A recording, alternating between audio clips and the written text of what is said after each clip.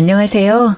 저는 10년간의 결혼 생활에 마침표를 찍게 된 40대 초반의 여성입니다. 고부 갈등 같은 건 저하고는 인연 없는 일인 줄 알았어요. 저희 집도 할머니 모시고 살았으니까 제 나름대로 자신은 있었거든요. 그렇지만 저 혼자 노력한다고 해결될 일이 아니더라고요. 저와 남편의 결혼은 시작부터 삐걱거렸습니다. 그때는 그게 다 액땜하는 거라는 주변인들의 말에 고개를 끄덕이며 제가 할 수 있는 모든 걸 할 수밖에 없었죠. 결혼 때 친정도 시댁도 반대가 있었어요. 친정 부모님은 남편이 장사하는 게 마음에 안 들었고 시댁은 제가 평범한 회사원이라는 게 마음에 안 들었던 모양이에요. 제 직급이 높아서 월급은 남편보다 더 많이 벌었기에 친정엄마는 매번 저에게 더 좋은 데 시집 갈 수 있는데 왜 꼭 장사하는 사람하고 결혼하냐고 했죠. 시댁은 시댁대로 좀 더 높은 급의 며느리를 원했나 봐요. 며느리에도 급이 있다는 것도 웃기긴 하지만 일찍 돌아가신 시부의 직업이 교육자라서 그런지 며느리만은 사회적으로 높이 쳐주는 직업을 원하신 것 같더라고요. 상견례에서 시모는 합가를 조건으로 결혼을 허락하겠다고 했어요. 합가라고 해봐야 시모가 시부의 유산으로 구매한 지방의 3층짜리 작은 건물이고 2층이 시모, 1층이 카페, 3층에 저희가 들어가는 거였어요. 아래층 위층이지만 아예 같이 사는 건 아니라 저도 허락했어요. 시모가 저를 탐탁지 않게 여겼지만 처음부터 심하게 군 건 아니었어요. 고부 갈등은 시동생에게 결혼할 여자가 생기면서 시작됐죠. 저의 동서가 될 사람은 큰 병원의 간호사였습니다. 대학병원은 아니지만 중간 정도는 되는 병원이었죠. 시모는 시동생이 하는 말을 다 들어주더라고요. 매번 동서와 시동생의 요구를 다 들어주고 저와 차별하기 시작했어요. 무슨 일이 있든 동서의 일을 두둔하는 것이 저에게는 무척 큰 스트레스였죠. 상견례 때 딱 한 번 만나본 동서는 그때도 당돌한 모습이었습니다. 제가 결혼할 때는 합가를 하기 때문에 남편이 집을 가지고 있는 쪽이었고 시모는 그걸 이유로 예단과 예물을 모두 원했습니다. 저는 예단비를 2천만 원 해드렸고 남편과 시댁의 예물로 거의 1,000만 원을 썼어요. 보통은 꾸민비라고 돌아오는 돈이 있는데 그것마저 없었죠. 친정집에서는 이런 경우가 어디 있냐며 요즘 세상에 합가까지 하는데 너무하다는 반응이었지만 저는 이제 곧 가족이 될 사이니 분란을 만들고 싶지 않았어요. 어차피 저는 몸만 들어가는 거니까 괜찮다고 생각했죠. 그런데 이번에 시동생이 집에 와서 하는 이야기를 들으니 상견례 때의 그 당돌한 모습의 동서가 생각나더라고요. 엄마, 여자친구가 꾸민비로 명품백을 달라고 해. 혹시 해줄 수 있어? 명품백? 얼마짜리길래 이렇게 조심스럽게 물어봐? 한 1,000만 원짜리인데 진짜 예쁘고 어디 가서 자랑하기 좋아. 1,000만 원요? 여자친구가 예단비로 1,000만 원 보냈다고 하지 않았어요? 그런데 1,000만 원짜리 백을 꾸민비로 돌려주는 건 어머님이 좀 힘들지 않으실까요? 1,000만 원이 무슨 대수야. 내 아들이랑 결혼하는데 그 정도는 해줘야지. 큰일하는 며느리한테 그 정도는 있어야 되지 않겠어? 저는 시모의 그 말에 서운한 기분을 느껴야 했어요. 저 결혼할 때는 꾸민비는커녕 저희 집에도 해준 게 하나도 없으면서 동서에게는 뭐든 다 해주려는 시모의 모습에 차별을 느꼈거든요. 그래도 이해하려고 했어요. 상황이 다른 거고 우리는 우리대로 집에 대한 부담은 없으니까요. 그런데 그 뒤에 시동생의 입에서 나온 말은 저를 참을 수 없게 만들었어요. 그리고 엄마, 우리 이번에 신혼집은 병원 근처로 구할 건데 아파트 들어갈 때 돈 좀 보태줘. 우리는 아직 모아놓은 돈이 많이 없어서 엄마가 좀 해주면 좋을 것 같은데. 그래? 병원 근처면 우리 집 근처기도 하네. 그러면 내가 좀 도와줄게. 어머님, 진짜 집 구할 때 돈 해줄 거예요? 못할 건 뭐가 있니? 남자가 집도 없이 어떻게 결혼을 해? 어머님, 제가 참고 넘어가려고 했는데 이건 좀 아닌 것 같아서 말씀드릴게요. 저 시집 올 때 합가하라고 하면서 돈 한 푼도 저희한테 안 주신 거 아시죠? 게다가 저 결혼할 때 3천만 원 넘게 썼어요. 그래도 명품백은커녕 꾸민비도 못 받았고요. 그런데 도련님 결혼할 사람한테는 명품 가방도 주시고 집까지 해주신다고 하면 제가 기분이 좋지 않을 거 뻔히 아시잖아요. 넌 말 참 웃기게 한다. 그래서 네가 나한테 돈 맡겨놨니? 네가 뭔데 나한테 돈을 줬네 안 줬네 하는 거야. 너 결혼할 때도 내가 반대했는데 합가하는 조건으로 네가 결혼하기로 한 거잖아. 네가 그렇게 해도 좋다고 해놓고 왜 지금에 와서 그러는 건지 나는 도통 이해가 안 가는구나. 어머님, 그렇게 말씀하시면 안 되죠. 솔직히 어머님 수발 들면서 모시고 사는 사람은 우리잖아요. 고생은 저희가 다 하는데 눈에 띄게 저희 부부랑 도련님네 차별하시잖아요. 아니, 1,000만 원을 보내면서 꾸민비로 1,000만 원을 돌려달라는 건 무슨 심보예요? 도련님이 한번 말씀해 보세요. 네? 제가 결혼할 때 정장 한 벌 받으셨잖아요. 안 그래요? 시동생은 아무런 말도 못하고 있었고 시모의 얼굴은 귀신처럼 험악해졌어요. 그래도 어쩌겠어요. 저도 참을 대로 참았고 할 말은 해야겠다 싶었거든요. 너 정말 이기적이구나. 꼭 그렇게 시동생한테 매몰차게 굴어야겠어? 그래, 까놓고 이야기해보자. 네 동서될 사람이 너보다 대단해 보이니까 샘나니? 그래서 나한테 줬던 돈 아깝다고 이 난리인 거야? 그럼 너도 고만고만한 회사가 아니라 큰 회사에 다니지 그랬어? 대접받고 싶으면 그런 일을 하면 되는 일이야. 네 능력이 안 돼서 이 정도 취급받는 걸 왜 나한테 그러는 거야? 시모의 말에 저는 어이가 없었습니다. 제가 대기업이 아니라는 이유로, 능력이 없다는 이유로 제가 살아온 인생을 부정당하는 느낌이었거든요. 어이없는 제 표정을 보고도 남편은 아무 말도 없었습니다. 저는 남편을 쳐다봤죠. 무슨 말이라도 하라는 눈빛을 보냈는데 시모가 그걸 보고는 선수치더라고요. 예, 내가 이래서 너 결혼할 때 반대한 거야. 이제 알겠니? 어차피 이혼 도장 찍으면 남될 사람이니까 네 와이프가 뭐라고 해도 넘어가지 마. 어머님, 무슨 말씀을 그렇게 하세요? 알겠어요. 어머님이 계속 이런 식이면 저희도 분가할게요. 제게서 받아가신 예단 예물에서 동서에게 줄 명품 가방 가격만큼만 꾸민비 명목으로 돌려주세요. 그 외에 저희는 돈 같은 거 필요 없어요. 알아서 집 구해서 나갈 테니까 그렇게 아세요. 아, 그러면 딱 됐네요. 도련님이랑 동서될 사람 둘이서 저희 살고 있는 3층에 들어와 살면 되겠네요. 그쵸? 어차피 저 같은 사람보다 동서될 사람이 더 믿음직스럽지 않겠어요? 홍수, 그건 좀... 왜요? 저는 하고 있는데 와이프 고생시키고 싶지는 않으세요? 도련님도 너무하세요. 저는 무상으로 합가해서 열심히 수발드는데 대단하신 그분이 제가 하는 걸 못할 리가 없잖아요. 어머님도 저보다는 둘째 며느리가 수발드는 게 더 좋으신 것 같으니까요. 제 말에 시동생은 꿀먹은 벙어리가 됐어요. 시모는 저를 물끄러미 바라보더니 한숨을 푹 쉬더라고요. 분가는 절대 안 된다. 네가 맏며느리이고 합가를 조건으로 결혼한 건 엄연한 약속이야. 그러니 둘째가 말한 명품 가방이랑 집 구할 때 쓸 돈은 없던 걸로 해. 앞으로 둘째네 지원은 안 하는 걸로 약속하마.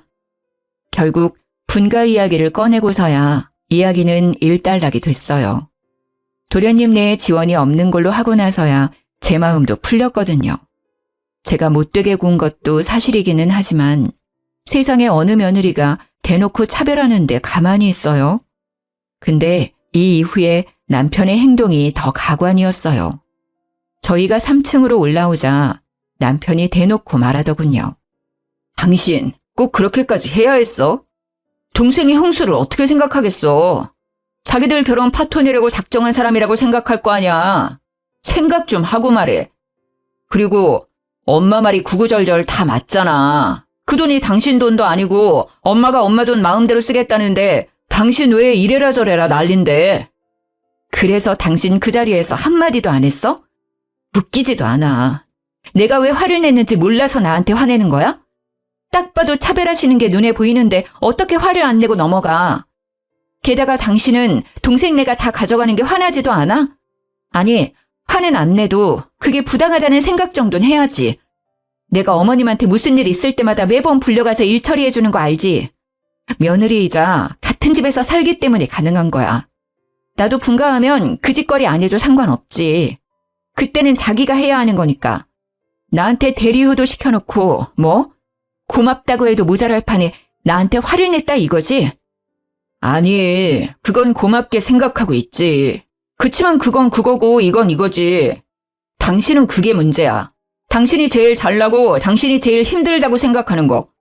당신보다 대단한 사람 널리고 널렸어. 자기가 아무리 회사에서 잘 나가는 사람이라도 우리 집에서는 가족의 일원으로 며느리답게 행동해야 하는 거야. 어째서 그런 기본적인 일조차 모르는 건데? 회사에서 그런 건 안 가르쳐줘? 어? 지금 말 다 했어? 내가 언제 나 잘났다고 했어? 부자 하니까 사람을 우습게 알고. 당신 해야 할 일을 내가 해주니까 그게 당연한 줄 알지? 알았어. 당신이 그렇게 생각하는 거 보니 나도 이제 어머님 모시는 일 안 할게. 당신이 더 잘한다는데 못하는 나한테 맡겨? 며느리답게 행동하라고? 그럼 며느리 대접을 좀 하라고 말씀드려줄래? 어이가 없어서. 내가 시댁 들어와서 살고 있으니까 네가 대단한 사람이라고 생각하나 본데 나도 우리 집 가면 귀한 딸이야. 이런 집에서 이런 대접받을 사람 아니라고. 열받은 제가 시댁과 관련된 모든 일을 스톱하고 나서야 남편은 제게 사과를 했어요. 하지만 이미 제 마음속에는 남편이 제 편이라는 철석 같은 믿음이 사라졌죠. 누가 이런 놈을 내 편이라고 믿겠어요? 이날 진짜 남편이 왜 남의 편인지를 알게 됐죠. 이상하게도 남편은 시댁 식구들이 있을 때나 시댁과 관련된 일이면 항상 저를 무시하거나 까내리는 말을 많이 했었거든요. 그게 무엇 때문인지를 알 수 없는 저는 내내 꺼림칙한 마음으로 답답함만 늘어갔었죠. 그렇게 시댁과의 골은 한 번 생기니 좀처럼 사라지질 않더라고요.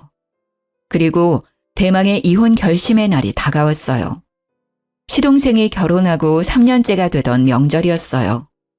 설날을 맞이하는 저희 시댁은 분주했어요. 설 바로 전날에 제사가 하나 있었거든요.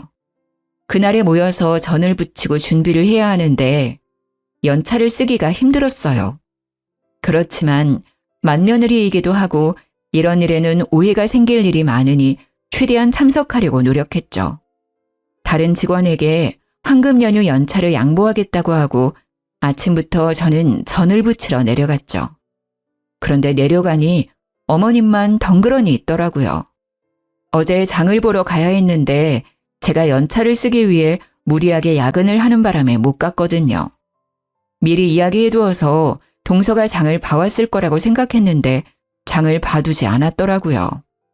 어머님, 어제 장 안 보셨어요? 그래, 네가 없는데 어떻게 장을 보러 가니? 저 야근이라서 일해야 하니 동서랑 같이 갔다 오시라고 말씀드렸잖아요. 동서한테도 연락해놨는데. 어제는 둘째도 바쁘다고 해서 오지 말라고 했다. 그렇다고 나 혼자 갈 수도 없고. 일단 장부터 보고 오자. 재료 손질해놓고 손 가는 것만 대충 해놓으면 내일 제사 지내기 전에 음식하기는 쉽겠지. 전만 오늘 붙여놓으면 되지 않겠니? 그럼 동서 오면 같이 가요. 이제 곧 올 시간이잖아요. 네 동서는 오늘 못 온다고 연락 왔다. 일하느라 바쁘다고 하는데 오지 말라고 했어.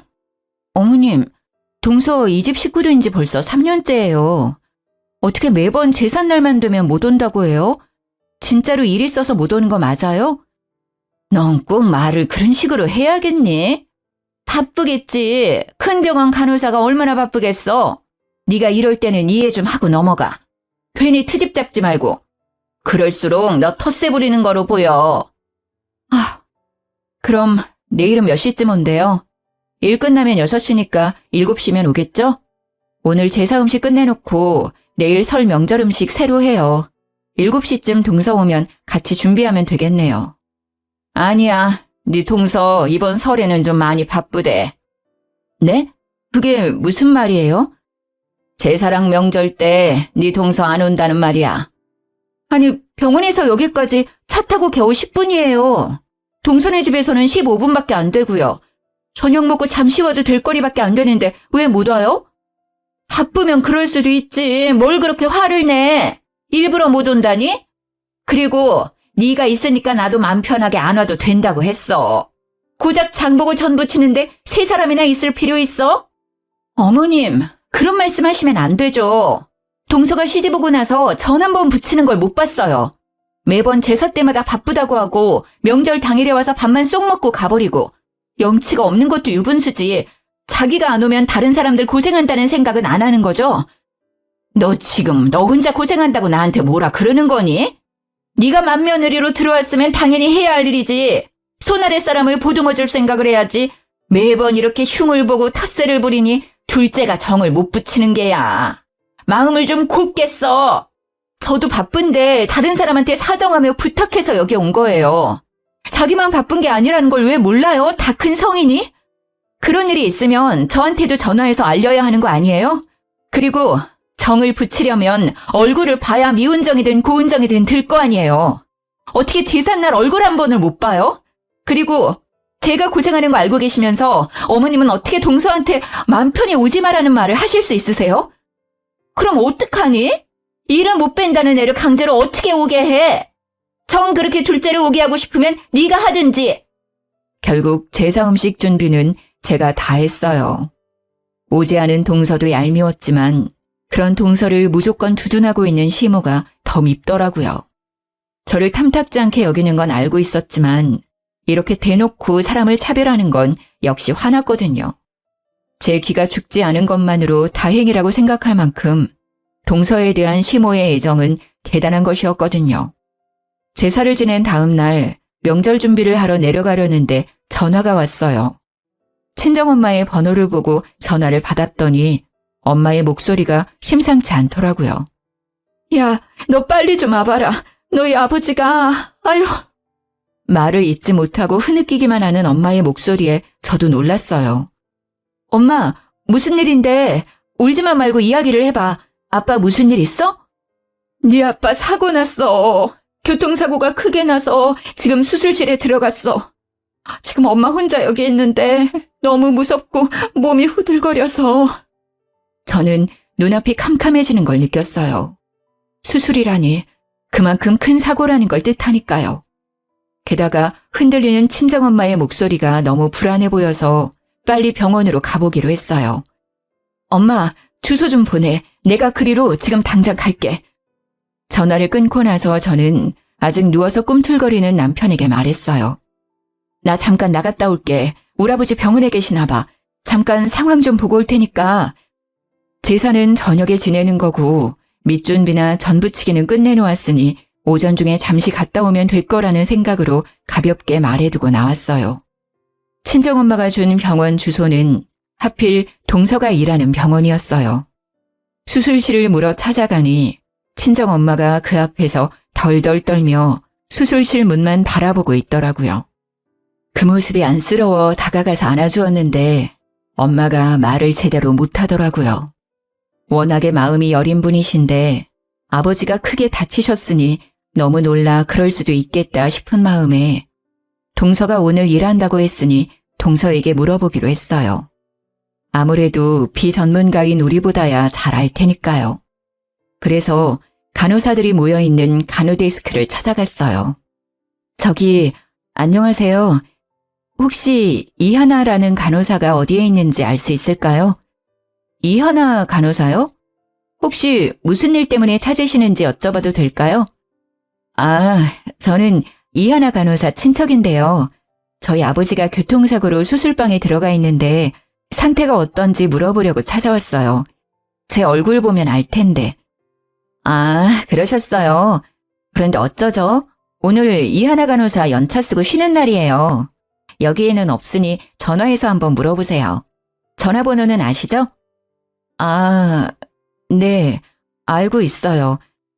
아, 전화부터 하면 되는 걸 저도 정신이 없어서 여기부터 찾아왔네요. 고마워요. 그렇게 말하고 돌아선 저는 찜찜한 생각에 좀처럼 자리를 뜰 수 없었어요. 오늘까지 분명히 일을 한다고 했던 동서가 연차를 쓰고 오늘 출근을 안 했다는 게 거슬렸거든요. 거짓말을 하고 도대체 어디로 갔을까 하고 생각하던 찰나 뒤에서 간호사들끼리 모여서 하는 이야기가 들리더라고요. 하나쌤, 오늘 친정 간다고 하지 않았어? 응, 친정 간다고 어제부터 완전 신나 있었지. 진짜 부럽다. 잘들 봐도 시집은 이쌤처럼 가야 하는 거야. 봐, 1,000만 원쯤 되는 명품 가방에 명절에 친정까지 가게 해주는 시어머니가 세상에 어딨어. 정말 모든 여자들이 원하는 결혼이 이거지. 진짜? 이쌤 정말 남자 잘 잡았네. 남자가 그렇게 쫓아다녔다면서? 남자 집도 꽤 잘 산다고 하던데. 완전 좋겠다. 간호사들끼리 하는 그 이야기를 옆에서 듣고 있던 저는 순식간에 화가 머리 끝까지 오르는 것이 느껴졌어요. 저한테 모든 일을 맡기고 연차 쓰고 친정 간 동서도, 사주지 않겠다고 했던 명품백을 사준 시모도, 시댁 식구들 일이라면 제 탓부터 하고 보는 남편도, 모든 게 진절머리가 나더라고요. 싹 다 갈아엎어버리고 싶을 만큼요. 열이 받아 어떻게 이 인간들에게 복수할까 하고 생각하는 찰나 시모에게서 전화가 왔더라고요. 얘, 너 오늘 제삿날인 거 모르니? 생각이 있는 애야 없는 애야? 지금 일도 안 하고 어디 가서 자빠져 놀고 있는 거야? 빨리 집으로 와서 제사 음식 마저 만들어. 어머님, 친정아버지 교통사고 나서 지금 병원 와 있어요. 지금 수술 들어가셔서 상황 보고 갈게요. 어차피 수술 들어가면 수술하는데 시간 걸리잖아. 그 시간에 집에 와서 음식 해놓고 가. 그리고 사부인이 거기 계실 텐데 너는 왜 갔어? 사부인이 다 알아서 하실 테니까 너는 거기서 농땡이 피울 생각하지 말고 제사상이나 차리러 와. 넌 시집을 와놓고는 아직까지 친정 챙기면 어떡하니? 그러니까요. 시집을 온 주제에 제삿날이며 명절날에 꼭 친정에 가는 동서한테도 그 이야기 들려주세요. 뭐? 무슨 소리 하는 거야? 걔는 오늘 일한대. 그래서 못 온다니까? 지금 저한테 거짓말 하시는 거예요? 진짜 어이가 없어서. 저 지금 동서병원이에요. 아버지 상태가 심해서 이 큰 병원까지 왔는데 세상에 동서가 연차 쓰고 친정 갔다네요. 그것도 시어머니가 그렇게 하라고 했다는데 그럼 3년 내내 어머님이 동서 집에 보내주신 거예요? 그래놓고 친정아버지 아파서 수술실 들어간 저한테는 당신네들 제사 허드렛일 해주러 오라고요? 내가 왜요? 내가 왜 가야 되는데요? 너는 맏며느리잖니. 네가 없으면 제사를 어떻게 지내? 맏며느리는 그 집 귀신이 돼야 하는 법이야. 너한테는 친정보다 시댁이 우선이 돼야지. 맏며느리 취급도 안 하면서 맏며느리요? 다 필요 없고요. 저 안 가요. 오늘 제사상 어머님이 차리든 남편이 차리든 누구든 차리라고 하세요. 저는 뭐라고 말하는 시모의 전화를 신경질적으로 끊어버렸어요. 화가 나서 씩씩거리다가 갑자기 그런 생각이 들었어요. 안 해주겠다던 명품 가방을 해줬다면 지금 동서가 살고 있는 그 집도 시모가 돈을 보태줬지 않을까 하고요. 아닐 거라고 생각하면서도 마음이 계속 그 생각만 들더라고요. 다 해주고도 나한테 비밀로 한 거라면 집도 똑같이 해줬을 테니까요. 아버지 수술이 끝나고 친정엄마의 상태도 괜찮아졌어요. 저는 엄마가 먹을 만한 걸 사오겠다는 핑계로 병원 밖으로 나왔어요.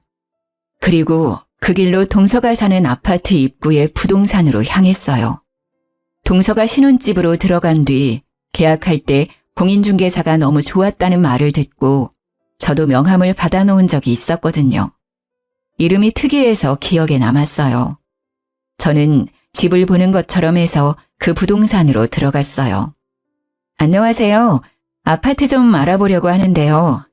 직접 들어가 볼 건 아니고 요즘 시세만 좀 알아보고 싶은데 괜찮을까요? 그럼요. 들어오세요.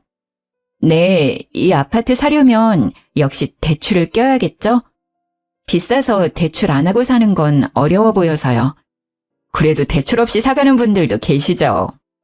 저 김성현이라고 여기서 계약한 사람이 저희 시동생인데요. 사장님이 잘해주셨다고 해서 저도 이쪽으로 온 거거든요. 아, 그분 기억납니다. 시간이 지났어도 잊지 못하죠. 시어머니가 같이 와서 계약할 때 현금을 주고 가시더라고요. 그런 상황이 저도 처음이어서 신기하게 생각했죠. 송금을 할 텐데 현금을 뽑아서 가지고 오는 일은 잘 없거든요. 결국 시모가 동서의 집까지 지원해줬다는 걸 알게 된 저는 분노와 화로 얼굴이 달아오르는 것이 느껴졌어요. 저와 동서를 차별하는 시모의 행동이 치를 떨 만큼 역겹고 짜증났으니까요. 병원으로 돌아온 제 전화기는 낮 12시를 넘어가기 시작하니 불이 나기 시작했어요. 저는 아버지 병상을 지키며 시모와 남편의 전화를 모두 무시했죠. 전화 받을 필요가 없잖아요. 어차피 식모처럼 부려먹으려고 전화질 하는 건데 제가 받아봤자 좋은 소리 못 들을 테고 제 기분만 더 더러워질 테니까요. 친정엄마를 집으로 보내 재운 저는 아버지 병실에서 하루를 보냈어요. 그리고 다음 날 친정엄마와 교대해서 친정집에서 씻고 백화점으로 향했어요. 그리고 저에게 주는 선물로 1,000만 원이 넘는 명품 가방을 질렀어요. 무슨 돈으로 샀냐고요? 곧 있으면 시모 칠순이거든요. 칠순 때 여행 보내드리려고 남편과 함께 넣던 적금을 깨서 샀어요. 그 가방을 사는데 속이 얼마나 시원한지 평소 같으면 그렇게 비싼 가방 어디 필요하냐고 했겠지만 그날은 정말 가슴에 응어리가 확 씻겨져 내려가더라고요. 그리고 그 가방을 메고 시댁으로 향했어요. 언제까지고 무시할 수는 없죠. 가서 직접 제 생각을 말해드리는 게 당연하다는 생각이 들었어요. 시댁에 들어가자 남편이 불같이 화를 내며 제게 따지더라고요. 당신 도대체 어디 갔다 온 거야? 제사며 명절 차례며 다 무시하고 잠깐 나갔다가 온다더니 하루 종일 전화도 안 받고 아예 외박까지. 거기다가 이 카드 내역은 또 뭐고? 무슨 쇼핑을 1,000만 원을 넘게 했냐고. 당신 미쳤어? 그 돈이 어떤 돈인지 알면서 쓴 거야? 그래, 그 돈이 어떤 돈인지 잘 알고 썼다. 왜? 당당한 제 모습에 남편은 당황한 건지 기가 찬 건지 말을 못 하더라고요. 시어머니 칠순 때 여행 보내드리려고 모은 통장이잖아. 근데 이제 그거 필요 없게 돼서 내가 썼어. 그리고 내가 어제 왜 제사 명절 참석 못하는지 어머니한테 자세히 말씀드렸는데 못 들었나 봐? 뭐? 무슨 일 있는데? 큰일이야? 아무리 그래도 그렇지. 적금은 왜 깨서 쓴 거야? 가방 말이야. 명품 가방. 어머니가 나한테 거짓말 하셨더라고. 동서한테 명품 가방 안 사주겠다고 하셔놓고선 사주셨더라고. 그럼 난 뭐야? 이 집구석에서 아무도 나 안 챙겨주면 나라도 날 챙겨야 하잖아. 그래서 나한테 명품 가방 선물했어. 어차피 어머니 칠수는 여행 안 보내드릴 거거든. 명품 가방? 설마 그런 이유 때문에 그 돈을 다 쓴 거야? 동생이잖아. 이해 좀 해. 왜 당신은 매번 동서 이야기만 나오면 혼자 자폭이야. 자격지심이라고. 열등감 가져서 이렇게 행동하는 거야. 열등감? 가짜는 소리 하고 있네. 누가 누구한테 열등감을 가져? 웃기고 있네. 열등감이 아니라 분노야. 어머니가 동서와 나에게 가지는 차별에 대한 분노. 일은 있는 대로 내가 다 하는데 항상 좋은 건 다 동서가 가져가잖아. 그리고 제일 문제는 당신이야. 와이프가 이런 부당한 대우를 당하고 있는데도 와이프 탓만 하는 당신. 그때 시동생과 동서가 들어오더라고요.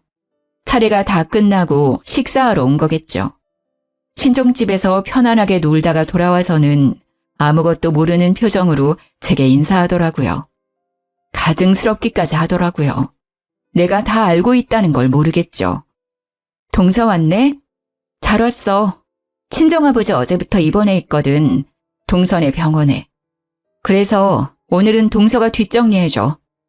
형수님, 제사상 차리고 치우는 거 힘든 거 알고 있는데 꼭 힘들게 일하고 온 사람한테 일을 시켜야 속 편하겠어요? 힘들게 일을 하고 왔어요? 어디서요? 이상하네요. 저희 아버지 동선의 병원에 입원했는데 동선은 연차 쓰고 친정 갔다고 하더라고요. 혹시 동명이인일까요? 그것도 아니면 동서 병원 옮겼어? 빈정대는 제 말투에 동서의 얼굴은 새파랗게 질리고 시동생의 얼굴도 아차하는 표정이더라고요. 다 알고 있어요. 그러니까 앞으로 제사상 차례상은 동서가 차려. 나는 앞으로 일절, 명절 제삿날에 안 올 거니까. 예, 맏며느리가 차례상을 안 차리면 어떡해? 그리고 제사상도 그렇지. 며느리가 둘인데 무슨 상관이에요? 맏며느리가 아니라 식모겠죠. 죽어라 일하는 저는 일하는 게 당연한 거고 맏며느리 몰래 명품백 사준 둘째 며느리는 일 안 하는 게 당연한 거예요? 그리고 집까지 해주셨다면서요. 그 정도로 많이 받았으면 그만큼 일을 열심히 하겠죠. 저는 명품백도 집도 받지 않았으니 제 마음대로 하려고요. 무슨 말을 이렇게 싸가지 없게 해? 아, 그리고 당신 우리 분가할까? 분가는 무슨 분가야. 멀쩡한 집 놔두고 왜 나가려고 하는데? 그리고 무슨 일만 생기면 분가하자고 협박하는데 그거 이제 안 먹혀. 나는 안 할 거야. 나가려면 당신 혼자 나가. 그래? 그럼 더 좋지. 알았어. 당신 말대로 내가 나갈게.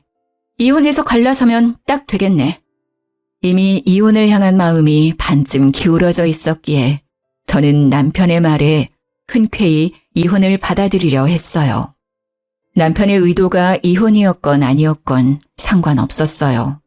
그냥 이 개떡 같은 집구석에서 빠져나가고 싶은 마음뿐이었거든요.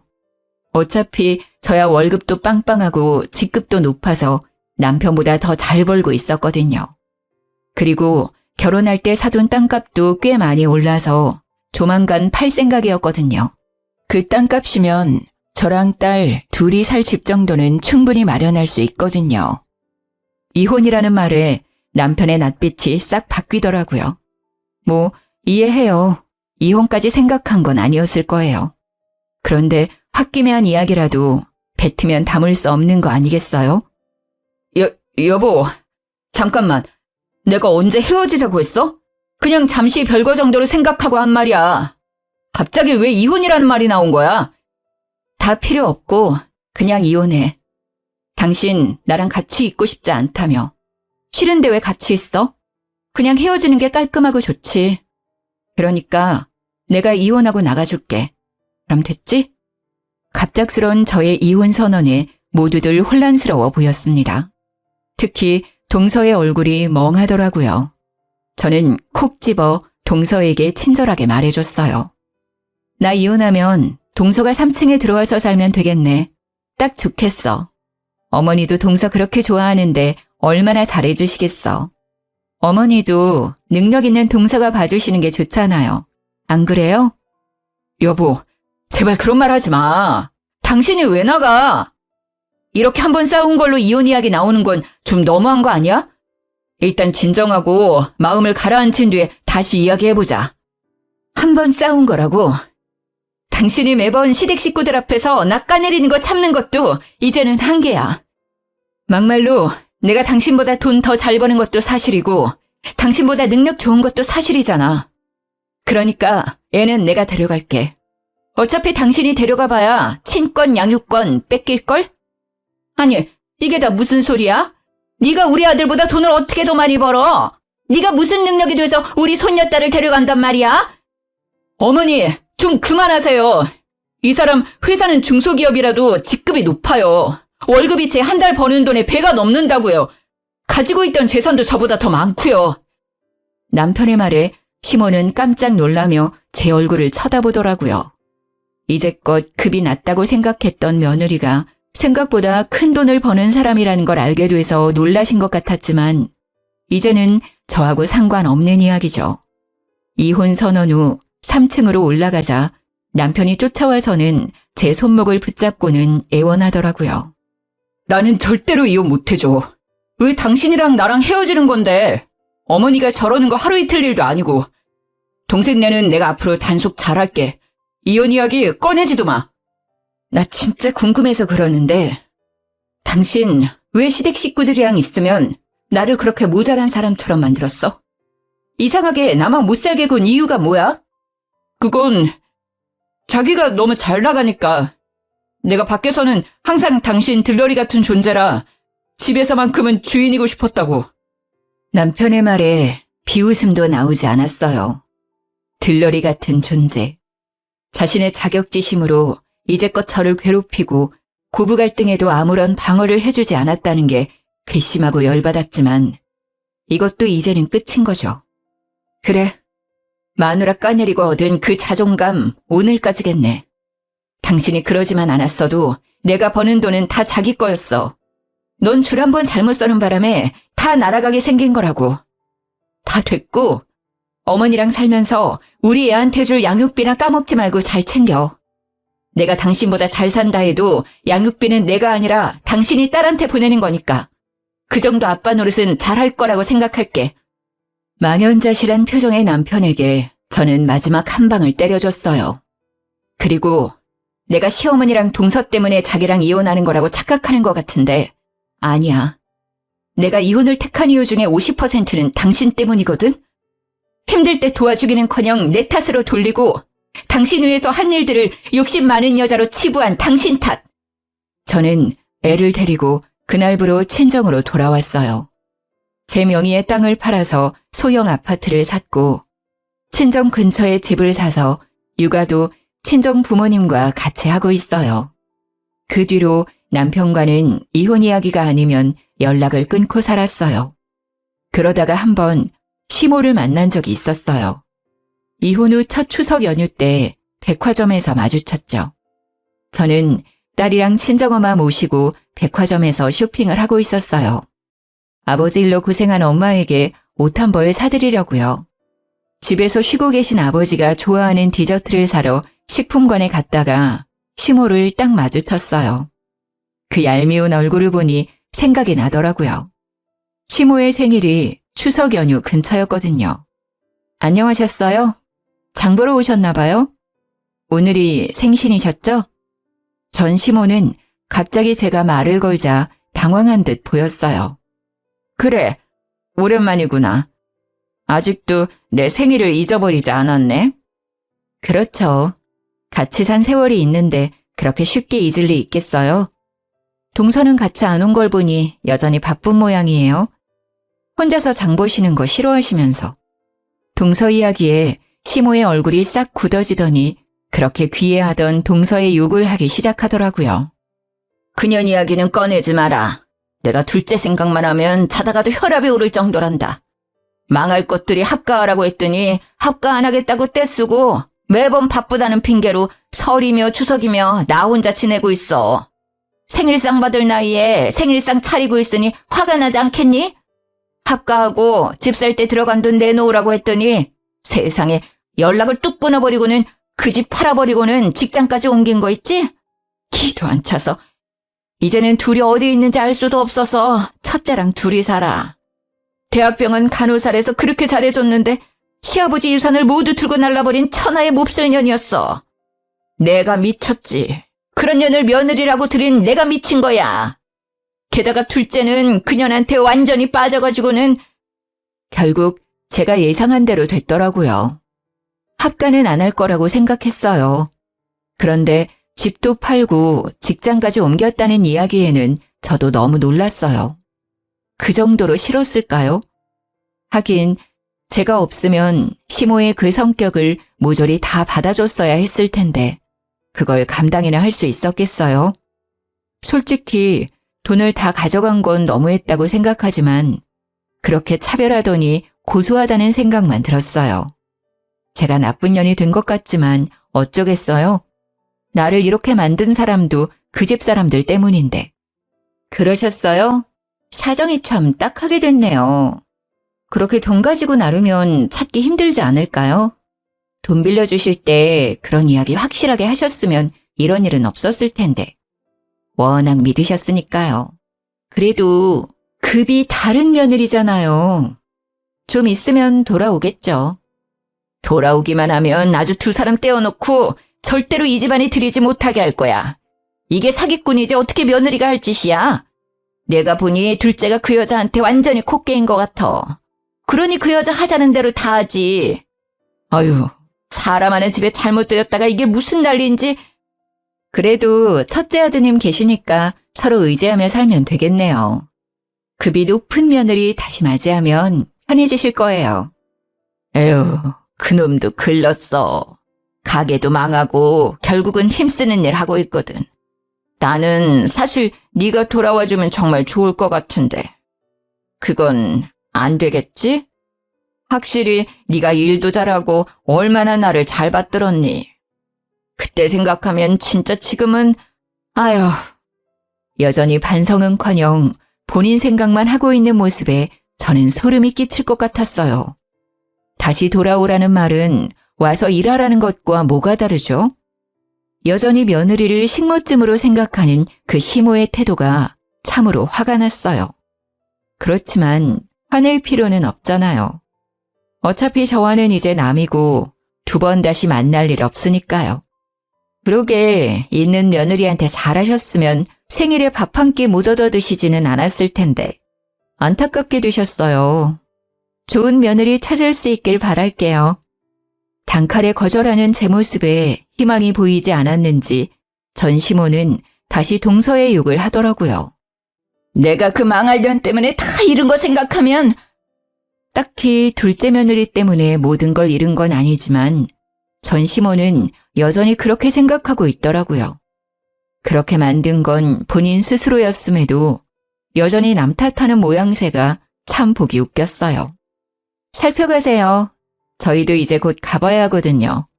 아버지 좋아하는 디저트 사고 엄마 옷 한 벌 사드리러 나온 거라서요. 그럼.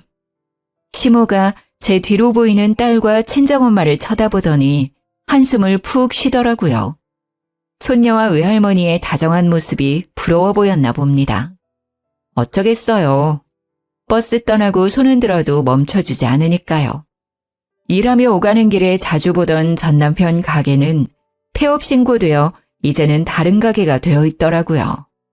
나중에 이야기 들어보니 장사가 잘 안 돼서 접고 지금은 힘쓰는 일 하고 있다고 하더라고요. 그래도 양육비 꼬박꼬박 보내주는 건 참 다행이죠. 고부 갈등과 남편의 자격지심으로 이혼한 저에게 재혼은 솔직히 꿈도 꾸지 못할 이야기였는데 최근에는 재혼을 앞두고 있어요. 그 집은 제사도 없고 며느리 될 사람도 저 하나뿐이라 부담스럽지도 않고요. 시모들 뿐이 도시 사람이라서 그런지 며느리에게 기댈 생각도 하지 않고 어떻게든 아들 내외에게 더 해줄 것만 생각하시는 그런 좋은 분이세요. 재혼 상태도 저와 아이를 많이 아껴주고요. 그런 모습 덕분에 저도 재혼을 선택하게 됐어요. 좋은 소식을 앞두고 이렇게 글을 쓰게 되어 저도 기분이 좋네요. 일단 힘든 일들을 모두 떨쳐냈다는 홀가분함이 제일 큰 것 같아요.